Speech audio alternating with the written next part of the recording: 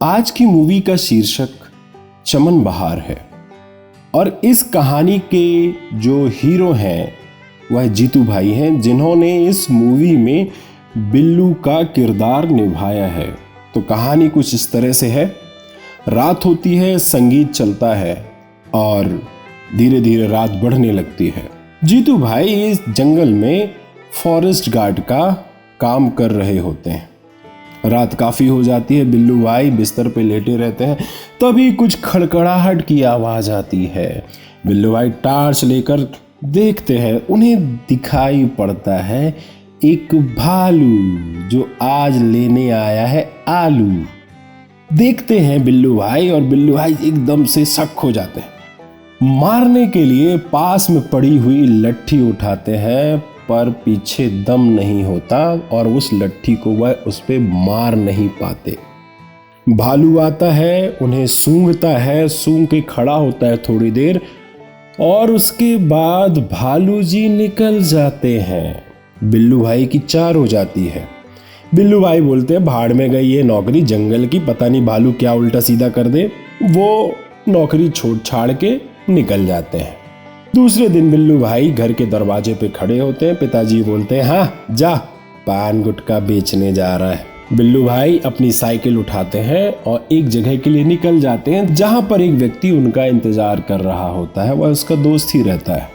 Actually में यह पान की दुकान का सौदा करने के लिए बिल्लू भाई जाते हैं। उनका दोस्त पान की दुकान उनके हाथ में सौंप कर वहां से निकल जाता है। बिल्लू भाई बहुत खुश होते हैं कि अब तो बस पान बेचूंगा, चूना लगाऊंगा, अब सिगरेट पिलाऊंगा और खूब पैसे कमाऊंगा।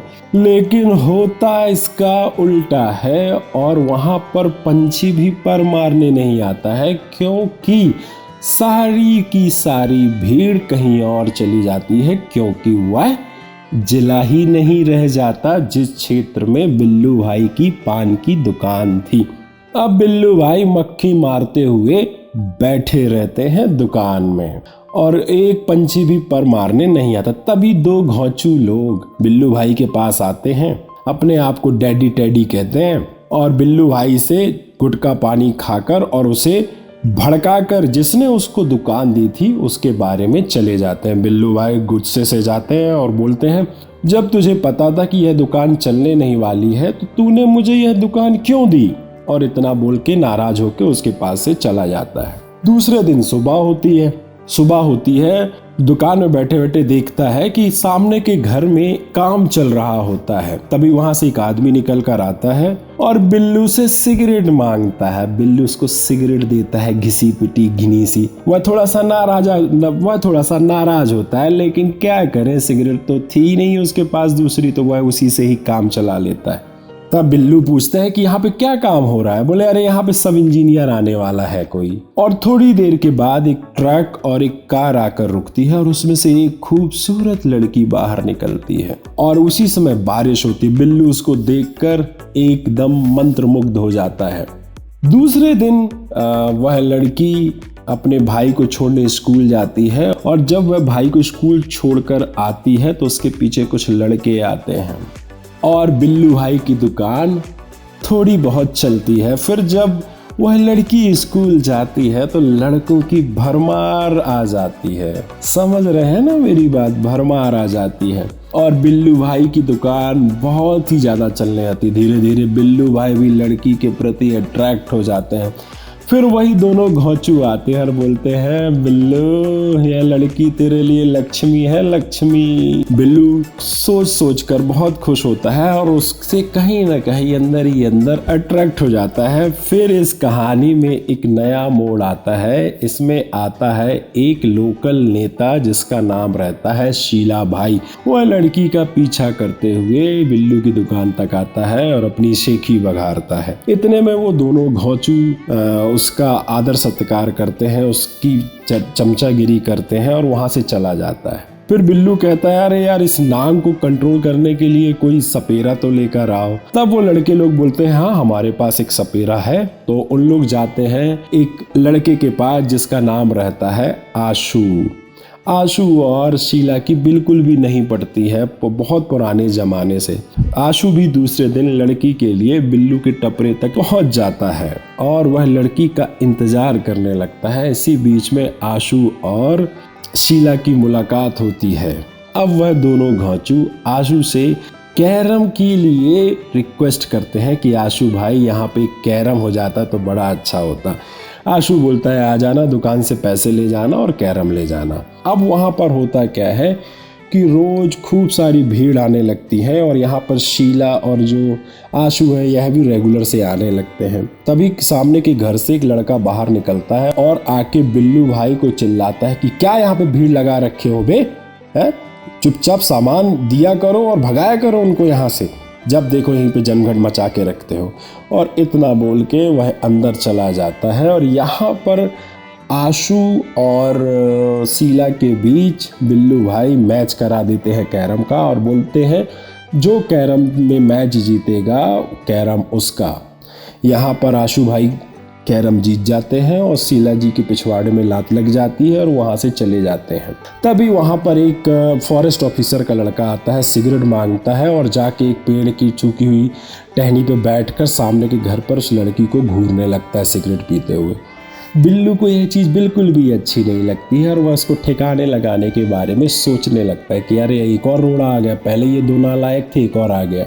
वह उसके विषय में सोचता है कि किस तरह से इसको ठिकाने लगाया जाए। धीरे धीरे लड़की के प्रति बिल्लू भाई का अट्रैक्शन भी बढ़ता जाता है और वह लगातार उस लड़की के विषय में सोचता रहता है। तब वह सोचता है उसको लव लेटर लिखने के लिए कार्ड खरीदने जाता है और कार्ड में अपने दिल की बात लिखता है और अपने पास रख लेता है और इसी दौरान वह दुकान ही बंद रखने लगता है, जिससे दुकान के आसपास भीड़ भी कम होने लगती है। लेटर लिख के अपने पास रखा रहता है और एक दिन देने की तलाश में रहता है। वह सुबह सुबह एक दिन उसके घर के सामने खड़ा होता है और लव लेटर को बहुत जोर से उसके घर की तरफ फेंकता है। लेकिन क्या होता है, लव लेटर जो होता है वह गेट के ठीक सामने जाके गिर जाता है, जहां पर लड़की का बाप स्कूटी से आ रहा होता है और लव लेटर को देख लेता है और वह जाकर बिल्लू से पूछता है कि यहाँ पर ये कार्ड किसने फेंका। बिल्लू बोलता है मुझे नहीं पता किसने फेंका। तब वह लड़की का बाप जाकर पुलिस से शिकायत करता है और यहाँ पर क्या होता है कि बिल्लू इतने दिन से दुकान नहीं खोल रहा होता है, तो जो दो कंत्री आइटम रहते हैं वह आके बिल्लू से झगड़ा करते हैं। बिल्लू और उन दोनों के बीच थोड़ा कहा सुनी होती है। इतने में ही सामने से पुलिस वाला आ रहा होता है और पुलिस वाला आकर घर के अंदर जाता है उस लड़की के। फिर वहाँ से बाहर निकलकर बिल्लू भाई को खूब सटोरे मारता है और उन दोनों को खूब सटोरे मारता है कि दोबारा अगर यहाँ पर लौंडोही किए तो तुमको उखाड़ देंगे, तुम्हारी दुकान को भी तोड़ ताड़ डालेंगे, समझ में आया। इतना बोल के समझा के चला जाता है। फिर यहाँ पे बिल्लू भाई का दिल टूट जाता है। बिल्लू भाई बहुत ही ज़्यादा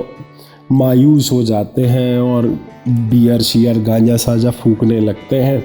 फिर नोटों पर लड़की का नाम लिखकर और बेवफा बेवफा लिखने लगते हैं। तब यह नोट, जिस लड़की का नाम बेवफा लिखा रहता है, यह नोट पुलिस वालों के पास पहुंचते हैं। पुलिस वाला इस नोटों को पढ़ता है और पढ़ने के बाद उसको बहुत गुस्सा आती है। और यहाँ पर क्या होता है कि बहुत दिनों के बाद बिल्लू दुकान खोलता है, जहाँ पर शीला का बर्थडे अड्डे होता है और लोग बिल्लू की दुकान पर जाते हैं। वहाँ पर झगड़ा होता है। तभी पुलिस की गाड़ी आती है और बिल्लू को खूब मारती है और उसकी दुकान तोड़ डालती है और बिल्लू को जेल में बंद कर लेती है।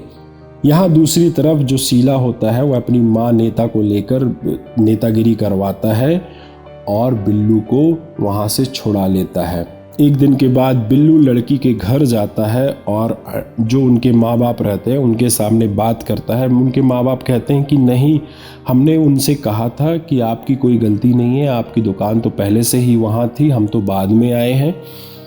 लड़का कुछ नहीं बोलता है। लड़की वहाँ सामने दरवाजे में छिपकर बिल्लू को देखती है और लड़का भी लड़की को देखता है और हाथ से वह कुछ चॉकलेट डेयरी मिल्क जो रहती है वह टेबल पे रखता है और वहाँ से उठकर चला जाता है और खूब रोता है सिसक कर। यहाँ पर जो ये लड़की रहती है और इंजीनियर साहब रहते हैं, यह चले जाते हैं। बिल्लू फिर से अपनी दुकान को खड़ा करता है और चुपचाप बैठ जाता है। फिर दोनों नमूने आते हैं, बोलते हैं अरे आजकल धंधा पानी कम है, और कैरम यहाँ पे क्या लगाएं, आजकल कौन कैरम खेलता है। और बिल्लू भाई को ये दोनों कहते हैं कि आओ कभी शीला भाई के यहाँ, वहाँ पर माहौल जमाएंगे। इतना कह के दोनों नमूने चले जाते हैं। बिल्लू भाई मक्खी मारते हुए बैठे रहते हैं अपने टपरे पर।